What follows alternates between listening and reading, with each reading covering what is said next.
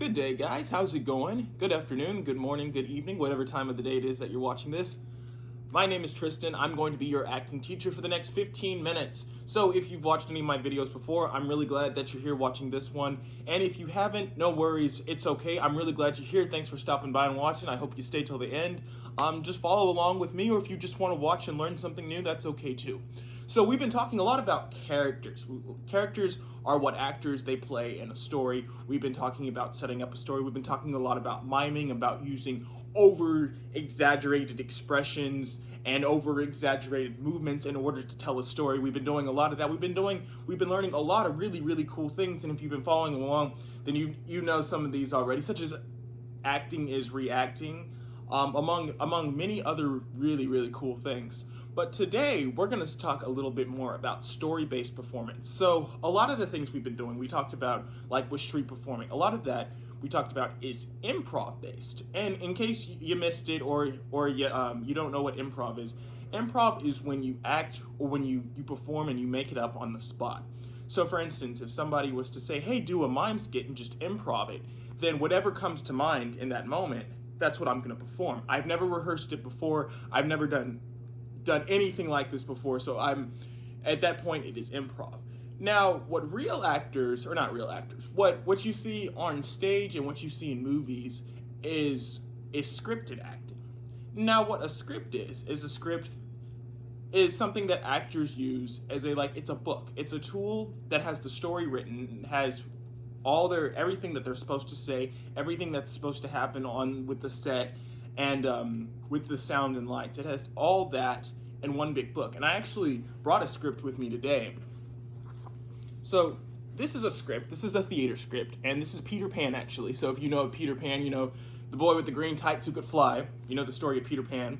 So as you can see, or you may not be able to see, scoot closer, it says Peter Pan, or the Boy Who Would Never Grow Up, a fantasy in 5 acts, a new version by John Carrad and Trevor Nunn. And just flipping through it, so a script might read like this. A script will read like, Mr. Darling. So he would say, who took a cab and nipped in first. And then the storyteller, it says storyteller, and so he got her, and then Mrs. Darling, he got all of her, Mr. Darling, except that kiss. So like I was saying, this gives an actor an idea of when they should talk, when they should move, and it gives the director something to work off. Again, this is called a script. So what we're going to do today is we're going to talk a little bit about creating our own script, our own story-based performance. So because everything we've been doing is improv, and improv is really great. But now that you know improv, we can sort of delve more in, and I can really talk to you guys about making a story.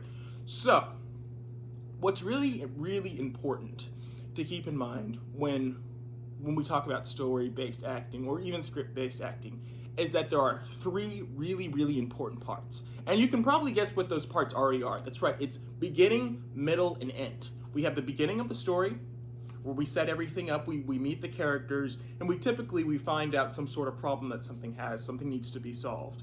And then we have the middle of the story, so that might mean that problem is now solved, or that like a really big moment in the story is going to happen. And this is where everything that the story is about, this is what happens right here in the middle. And then we have the end of the story, which is basically where things go back to normal, or they beginning, middle, and end. Those are the 3 parts of the story that we have. Now, we have other names for the beginning, the middle, and the end. And these are actually used in English, in literature, and just regular stories that are not only scripts. And these are called, for beginning, we have the rising action. For the middle, we have the climax. And then at the end, we have the falling action. So what I've done for you guys today is, and it might have to be reversed a little bit, it might be backwards for you guys, but I've actually created a little graph. So the graph is backwards on the screen, but this is how it reads. So right over here, this is the rising action. So this is when all the things, we meet all the characters, we're setting it up and everything. And then this is the climax, where the big moment of the story happens. And then again, the falling action. Again, that's my little story graph. And what I've done today is, since we're going to be working on story-based acting, what I want you guys to do is that if you'd like to, I want you to identify, and you can either just keep it in your mind or you can write it down however you want to remember it.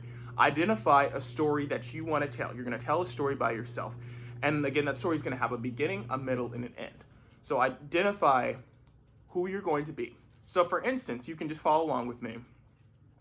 I went ahead and I identified who I was going to be. So I've written a story with a beginning, a middle, and an end. And my story is going to be about a character named Hiker Pete. So Hiker Pete is a hiker. So in the beginning of my story, my rising action, I decided I would be looking outside while watching TV. Then I decided to go on a walk. And then I'm going to be, I can't find my hiking shoes. And then I'm going to have to search for them. So that's all me setting up the story. I gave you who I was, what I wanted to do, and what the problem was. Being that I was Hiker Pete, I wanted to go on a hike or a walk, and the problem is that I can't find my good hiking shoes. So then after that, we have the middle, right? We have the climax. So right now we know what? We know that Hiker Pete cannot find his running shoes. We know that he's been searching for them. So the climax, the big part of the story is going to be Hiker Pete finding his running shoes. So everything's great now. Hiker Pete can go on the walk, right? So what happens next? We have the beginning, we have the rising action, we have the middle, we have the climax. What's the last thing? It's the end, yes, but it's also the falling action. That's right, the falling action. So from there, Hiker Pete would of course put on his running shoes, or his hiking shoes, and he would go on the hike. So now I'll go ahead and show you guys how that would look.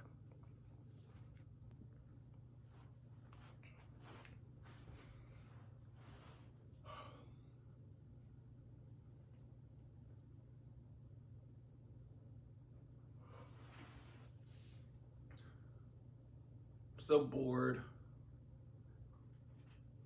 Nothing is good. Nope. On TV.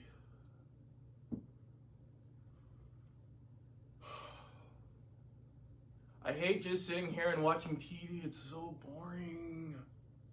So boring. I can only watch SpongeBob so many times. It's just nothing but reruns. They don't even play new episodes anymore. Ugh.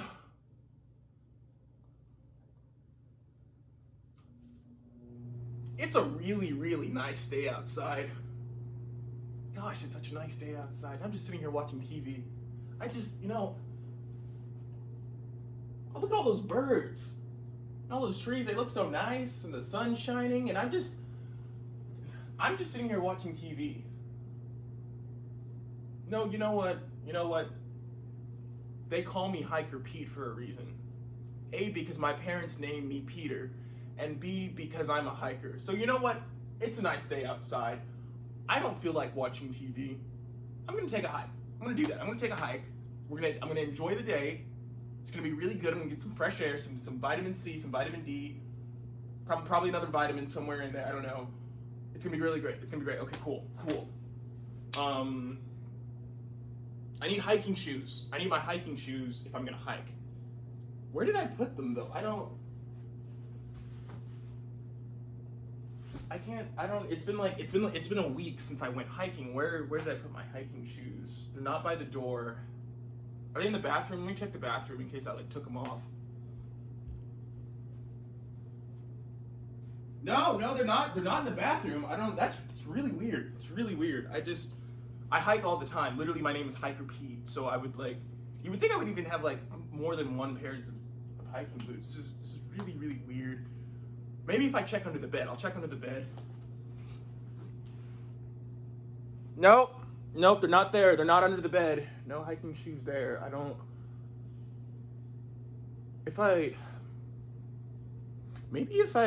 gonna text my friend. This is weird, but maybe I left them in my friend's car because we went hiking the other day, and then he had to drop me off because it started to rain and stuff. Let's see.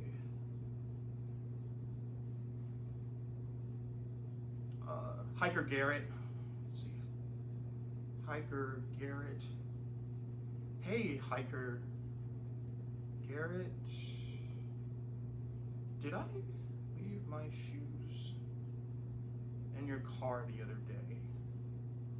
Okay, cool. So I texted Hiker Garrett. Maybe he has my hiking shoes and then I can go hiking. Cool. Oh look, he responded. Hiker Garrett. No, Hiker Pete, I don't have your shoes. Why would I have your shoes? Okay. That was helpful. Oh, you know what? Maybe they're still in my suitcase. because I went to that big hiking convention. Of course, I brought my hiking shoes. That would only make sense. They would be there. Okay, cool. Let's see.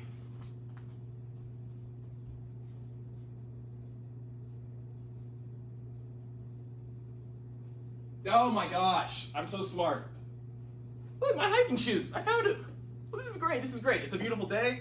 I can go get all my vitamins, my minerals and everything from the sun. This is really great. I found my hiking shoes. This is great. Now I don't have to watch TV. I can enjoy the day. Today turned out to be a really, really good day. I am so thankful. This is just... Alrighty guys, so that was my story-based performance. That differed a little bit from my improv-based performances, you know, where I was the knight or I was the mime. So what I really, really liked about this, personally for me, is that, again, I had this whole chart. So like before I even performed, I already knew, again, my beginning, my rising action, my middle, my climax, and my end, my falling action. And the really cool thing is that once you have a script, you don't have to just do what's on the script. For instance, like I knew I had to look outside while watching TV. I knew I needed to decide to go on the hike. I knew I couldn't find the running shoes and I had to search for them. And then in the middle, I knew I had to find the running shoes. And then at the end, I was obviously going to go for the hike. Now these things, this is just what I know I'm going to do. There was even smaller things in between there that I was able to throw in and still improv and still have fun with. For instance, everything that I talked about, like the minerals outside and everything, that was just improv. But because I already had the skeleton of a script, something to stick with, I knew that I was like, oh hey, this would actually be really funny. This could cause a more entertaining, a more fun story for the audience to watch. So again, that's why it's really important with story-based performance that you find the beginning, the middle, and the end. So if you're following along and you want to watch this, again, like I said earlier in the story, the easiest thing to do to start your own story-based performance is before you even find the beginning, the middle, and the end, create a character. And if you don't want to create a character, well then copy a character. There's all sorts of movies and television shows. For instance, if you want to be Captain America and you want to find out why Captain America can't find his shield, you could write a whole story about that. Just as long as you make sure you identify the beginning, the middle, and the end. Because this is an improv. This is story-based performing. You're going to write a little script. So now not only are you being an actor, but you're also being your own director, and you're also being your own playwright. So you're actually doing 3 things at once. You're playing 3 really different roles in theater at once. And the theaters that I work in, typically when I do a show, all 3 of those people are very different. For instance, only once, actually twice in my life have I done a show where I've actually gotten to talk to the playwright that's written the show. Typically playwrights, they don't even live in the same state. So it's usually just the director and the performers. But you guys, you're being your own playwright, you're being your own director, and you're being your own actor. That's really, really great stuff. So that is today's lesson. It's very, very simple. Just remember those beginning, rising action, middle, climax, and end, falling action. Remember those 3 things while you create your story. I hope you really enjoyed today's. I really enjoyed getting to show you my story-based performance with Hiker Pete. Maybe next week we'll have another Hiker Pete episode.